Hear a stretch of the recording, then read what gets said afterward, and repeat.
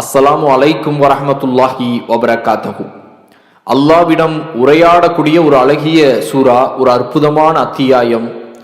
அல்லாவினுடைய தூதர் நபிகள் நாயகம் ஸல்லல்லாஹு அலைஹி வஸல்லம் அவர்கள் இந்த சூராவை சொல்லக்கூடியதை பார்த்தால் நிச்சயமாக நாம் இந்த சூராவை தவறவிட மாட்டோம். அருமை சகோதர சகோதரிகளே, முஸ்லிம் என்கின்ற நபிமொழி தொகுப்பிலே 655வது ஹதீஸாக நபிகள் நாயகம் ஸல்லல்லாஹு அலைஹி வஸல்லம் அவர்கள் கூறுகின்றார்கள், அல்லாஹ் கூறுகின்றான், தொழுகையில் ஓதுவதை எனக்கும் எனது அடியானுக்கும் மத்தியில் பங்கிட்டுள்ளேன்.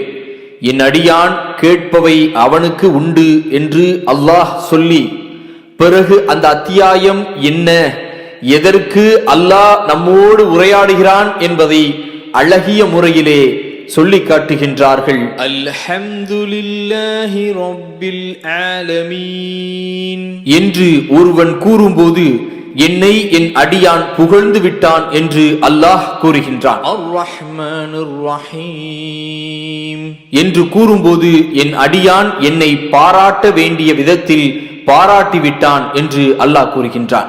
மாலிக் யௌமித்தீன் என்று கூறும்போது என்னை கௌரவப்படுத்த வேண்டிய விதத்தில் கௌரவப்படுத்தி விட்டான் என்று அல்லாஹ் கூறுகின்றான். இய்யாக நஅபுது வ இய்யாக நஸ்தஈன்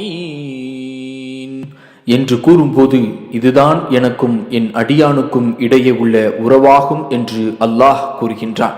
இஹ்தினஸ் ஸிராத்தல் முஸ்தகீம் ஸிராத்தல் லதீன அன்அம்த அலைஹிம் கைரில் மக்தூபி அலைஹிம் வலல்லாலீன்